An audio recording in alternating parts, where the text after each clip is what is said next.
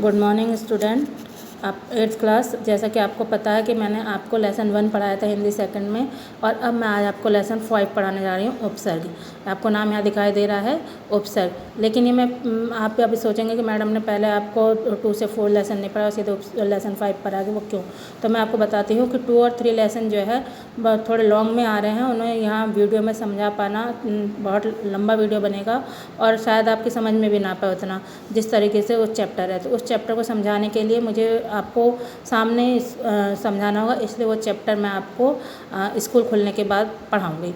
अब 4 लेसन में विलोम शब्द, पर्यायवाची वगैरह हैं, तो वो आपको कॉपी में लिखवाए जाते हैं, वो मैं आपको लिखवा दूँगी। बीच बीच में मैं आपको उसके बारे में डिवाइड करके मैं आपको वो लिखवा दूँगी, भिजवा दूँगी। अब आते हैं, तो अब मैं 5वां लेसन स्टार्ट करने जा रही हूँ, उपसर्ग। उपसर्ग क्या होते हैं?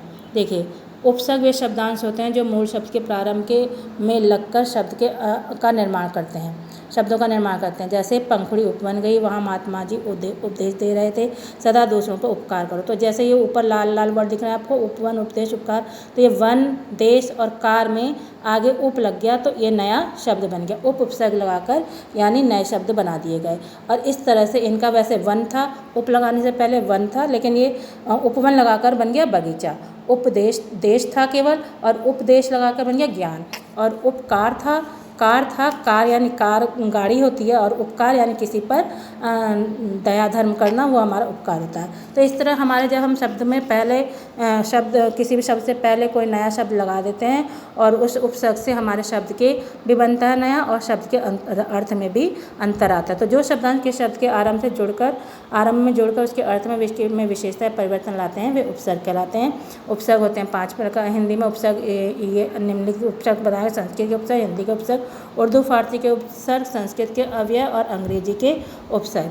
तो हिंदी के कुछ, संस्कृत के कुछ उपसर्ग मैं आपको बता देती हूँ, अ से लेकर नी तक।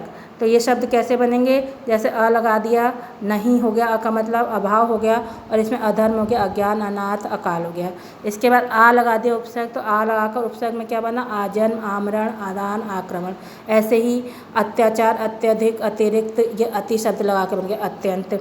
इस तरह से अन लगाकर बन गया अनर्थ, अनादार, अनशन। तो इस तरह से हमारे शब्द के शुरुआत में जो लगे वो संस्कृत के उपसर्ग हो गए। अब इसके बाद हिंदी के उपसर्ग आते हैं।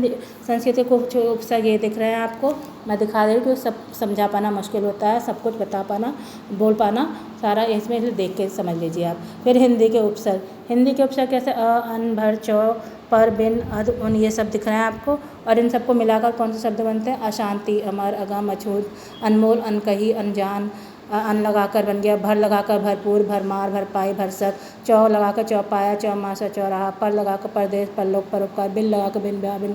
इस तरह से हमारे हिंदी के बनेंगे। फिर इसके बाद आ जाता है उर्दू फारसी के उपसर्ग। उर्दू के शब्द कौन से होते हैं? ब, बे, कम, बद, बाला। तो इनको लगाकर क्या बन गया? बनाम, बखूबी, बतौर, बदौलत। ब लगाकर बेदखल, बेशरम, बेलगम, बेनाम। कम लगाकर कमअकल, कमज़ोर, कम वक्त। इस तरीके से बदनाम, बदमाश, बदहजमी। इस तरीके से हमारे उर्दू फारसी के उपसर्ग बनते हैं। अगर आप लोग बुक्स ले चुके हैं तो बुक्स में देखिएगा, यहाँ पे मैं थोड़ा थोड़ा बस समझा रही हूँ आपको। अगर आप बुक ले चुके हैं तो बुक्स में देखिएगा, बुक्स में आपको विस्तार से लिखा हुआ दिख जाएगा और आपकी समझ में भी आ जाएगा। इसके बाद चौथे नंबर पर आता है उपसर्ग के भांति प्रयोग, संस्कृत के अव्यय। संस्कृत में कुछ शब्द होते हैं जो उपसर्ग की तरफ लगाए जाते हैं, वो शब्द ये हैं: आधा, तिरस, पुनर, चिर। इनको लगाकर जब हमारे शब्द बनेंगे वो बनेंगे अंतःकरण, अंतर्मन, अधोगति, अधःपतन, तिरस्कृत, तिरस्कार, पुनर्मिलन, पुनर्जन्म, चिरकाल, चिरानंद। इस तरीके से हमारे जो शब्द हैं, ये कुछ शब्द आपको दिख रहे हैं, कुछ मैंने आपको समझा दिए हैं। बुक आप खोलिएगा और अच्छे से समझ लीजिएगा। फिर अंग्रेजी के उपसर्ग। अंग्रेजी में जो हम वर्ड बोलते हैं deputy, general, chief, head, sub, assistant, vice, इनको लगाकर बनाएंगे हम क्या? डिप्टी लगाकर deputy commissioner, deputy director. General लगा general manager, general secretary. Chief लगा chief commissioner, chief minister. Head लगाकर हेड कांस्टेबल, हेड मास्टर।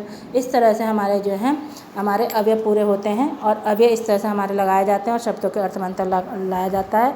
तो इसे हम अब आशा करते हैं आपके समझ में आ गया होगा अव्यय क्या होता है और किस तरह से ये शब्द के अर्थ में परिवर्तन भी लाते हैं और शब्द के पहले लगते हैं। अब चैप्टर से संबंधित क्वेश्चन आंसर मैं थोड़ी देर में आपको व्हाट्सअप करूँगी।